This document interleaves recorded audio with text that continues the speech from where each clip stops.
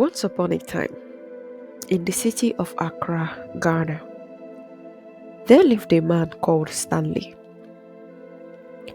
Stanley, a man of contrast, lived a double life. By the day, he was the charming, charismatic Stanley Osei, the rising star of Ghanaian cinema. His smile, the one that could melt heart of screen, was a trademark, and his directorial debut, The Lion's Roar, had garnered critical acclaim and a legion of fans. By night, however, he transformed into a predator, a ruthless criminal who operated under the moniker The Shadow. Stanley had just recently gotten married to one of Ghana's finest women who thought she had picked a golden lottery in marrying Stanley. Nana, she was the epitome of innocence, a beautiful, soft-spoken woman who lived in a world of her own, oblivious to the dark underbelly of her husband's life. She believed in the man she had married, the man who in her eyes was a blameless and a successful man. Stanley's life was a carefully constructed facade. He had a network of accomplices, each playing a crucial role in his nocturnal escapades. His driver, Kofi, was his trusted lieutenant, a man who knew Stanley's secret and was willing to turn a blind eye for the promise of wealth. His friend, Kwame, a tech wizard, provided the necessary intel and forged documents, ensuring their smooth operations. The shadow of fear hung over Accra, the capital city, as news of Stanley's exploits spread like wildfire. He was a master of disguise, a chameleon who could blend into any crowd. His targets were the wealthy elite, the one who flaunts their wealth, oblivious of the danger lurking in the shadows behind them. One fateful night, Stanley, disguised as a delivery man, infiltrated the opulent mansion of a prominent businessman in Accra. He had meticulously planned this heist, studying the security system and knowing the exact time the family would be away. The operation was swift and efficient. He disabled the alarm systems, bypassed the security cameras, and made off with a fortune in cash and in jewelry. Meanwhile, Nana, Stanley's wife, was blissfully unaware of her husband's nocturnal activities. She would often wake up to find him gone, only to see him return in the morning, looking tired but triumphant. She attributed his absence to his demanding acting work schedule, his dedication to his craft. The line between Stanley's two worlds began to blur as his criminal activities escalated. He became bolder, more reckless, his greed growing with each successful heist. He started kidnapping wealthy individuals, holding them for ransom, his heart hardening with each passing day. One night, Stanley and his gang carefully plotted the kidnap of Senator Maxwell's only daughter, Akosua. Senator Maxwell was one of the most prominent Ghana politicians who lived in absolute luxury that couldn't be hidden even from the blind. The operation was successful, as they had captured their ticket to eternal wealth. As they said, Akosua, our oil well. Senator Maxwell, desperate to secure his daughter's release, alerted the authorities. A massive manhunt was launched, but Stanley's network wasn't a baby kidnap unit. They equally had networks of protection and intelligence.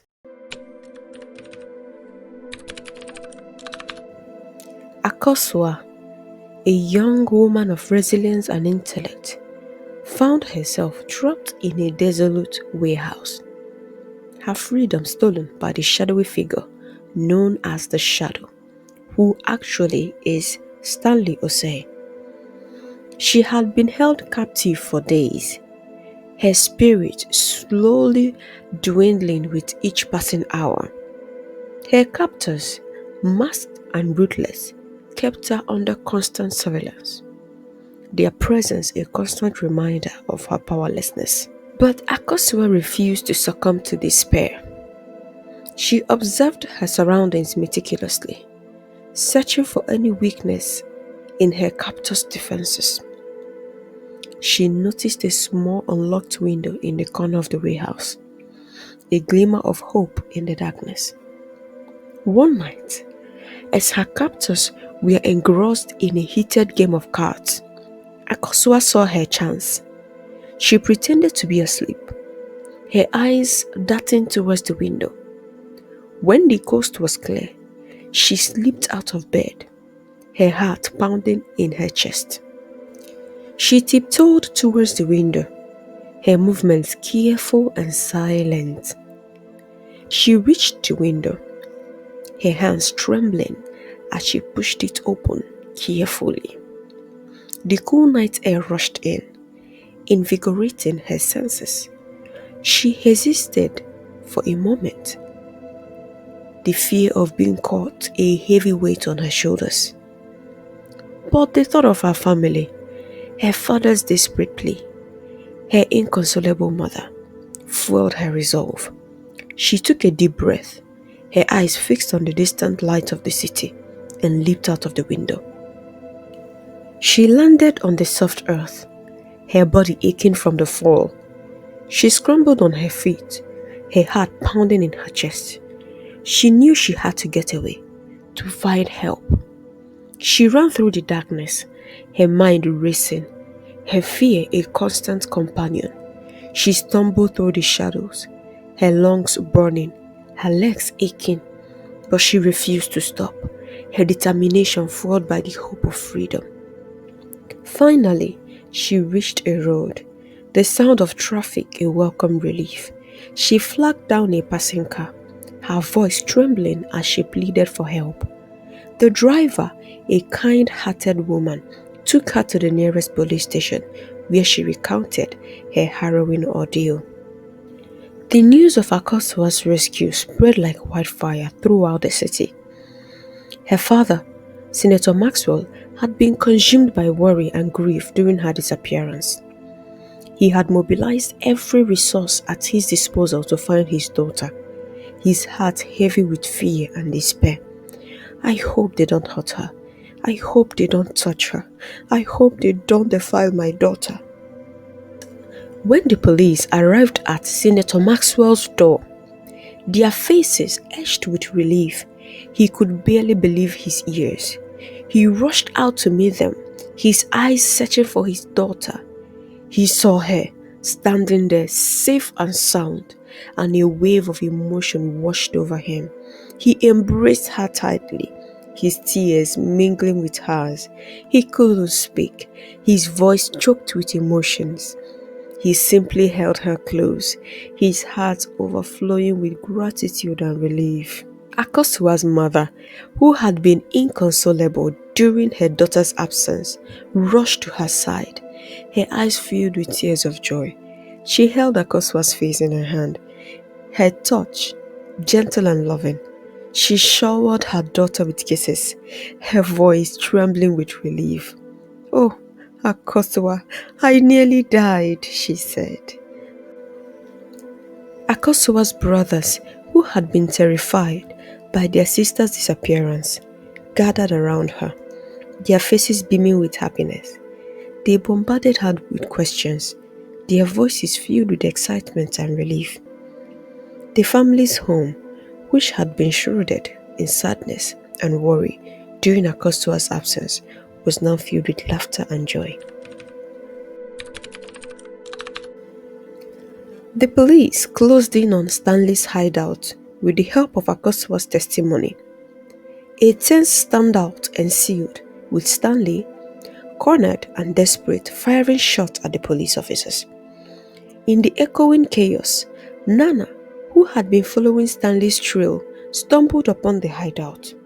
She saw her husband, the man she loved, the man she believed in, holding a gun, his face contorted with fear and anger. Her instincts were right after all.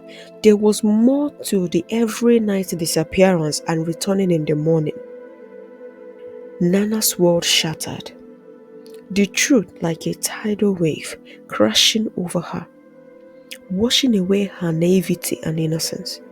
She saw the monster her husband had become, the darkness that had consumed him. In the end, Stanley was apprehended, his reign of terror brought to an end. Nana, heartbroken and betrayed, was left to pick up the pieces of her shattered life. The man she loved, the man she believed in, was gone, replaced by a shadow, a ghost of a man she had once known. The tension in the dimly lighted warehouse was intense.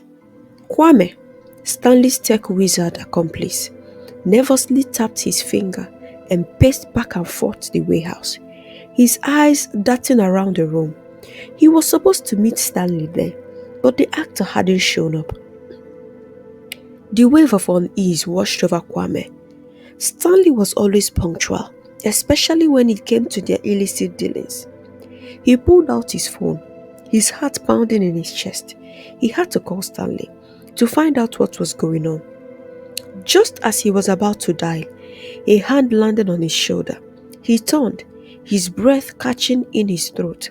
It was Kofi, Stanley's driver, his face pale and etched with worry. "Kofi, what's wrong?" Kwame asked, his voice barely a whisper. "It's Stanley," Kofi said, his voice trembling. "He has been caught. The police are closing in on him currently." Kwame felt a chill run down his spine. He knew this day would come, but he hadn't expected it to happen so suddenly. What happened? How did they find Stanley? Kofi took a deep breath, his eyes filled with fear. "It was Akosua," he said, referring to the politician's daughter. Kwame felt a surge of anger. Akosua? That weak-looking girl? How did she escape? Kwame knew he had to act quickly to protect himself and his future. "Kofi, we need to get out of here," he said. "They are coming for us." In that moment, Kwame made his decision. He would protect himself even if it meant betraying the friend who had trusted him. He took off running, disappearing into the labyrinth city of Accra, leaving Kofi behind, his fate uncertain. The sirens grew louder, echoing through the night, a chilling reminder of the price of greed and the fragility of loyalty. Nana's world had been built on a foundation of lies. She had lived in a gilded cage, surrounded by luxury and comfort, oblivious to the darkness that lurked beneath the surface of her husband's life. She had believed in Stanley, in his dreams, in his promises of a future filled with happiness and success. But the truth, when it finally revealed itself, was a brutal and unforgiving reality. Stanley's empire, built on a foundation of deceit and crime, crumbled before her eyes. The police and the Narcotics Control Board descended upon their home, confiscating everything they owned: the luxury cars, the sprawling mansions, the designer's clothes, and the lavish vacations, all vanished in a blink, leaving Nana with nothing but the tattered remnants of her shattered dreams. She was left with nothing but the clothes on her back, a few personal belongings, and the crushing weight of her husband's betrayal. The life she had known, the life she had believed in, was gone, replaced by a bleak and uncertain future. The once gleaming mansion, a symbol of their success, stood empty and desolate, a haunting reminder of the life they had lost. Nana found herself adrift, a woman who had lost everything: her identity, her security, her sense of self. She had been a queen, living in a world of privilege and comfort, and now she was a pauper, stripped bare of her possessions and her illusions. The transition from 100 to 0, from grace to grass, was a brutal and unforgiving experience. It stripped away the superficiality, the facade of wealth and success, leaving Nana to confront the harsh realities of life. But she was a woman of resilience, a survivor who had faced adversities before. She knew that she had to pick up the pieces of her shattered life and rebuild brick by brick. She sought solace in her family and friends, their love and support a lifeline in the storm. She found strength in her faith, and she discovered a new sense of purpose, a determination to rebuild her life. The story of Stanley, the actor by day and kidnapper by night, served as a chilling reminder that even the most charming facade can hide the darkest secret. It is a story of love, betrayal, and the consequences of a life lived in the shadows, the dangers of unchecked ambitions, and the corrosive effects of greed. His story was often used in educational programs, highlighting the importance of ethical behaviors, the consequences of criminal activities, and the value of integrity. And one more thing, this is also a reminder for us women to do a background check on the men we fall in love and get married to. Because truly, truly, not all that glitters are gold. Do your due diligence on your love interest. Do not be a victim of these criminal activities. I hope you enjoyed this story. If you did, kindly subscribe and turn on your notification bell. We share real life stories in this channel. We share African folk tales and we share stories that sticks to your memory. Hope to see you next time.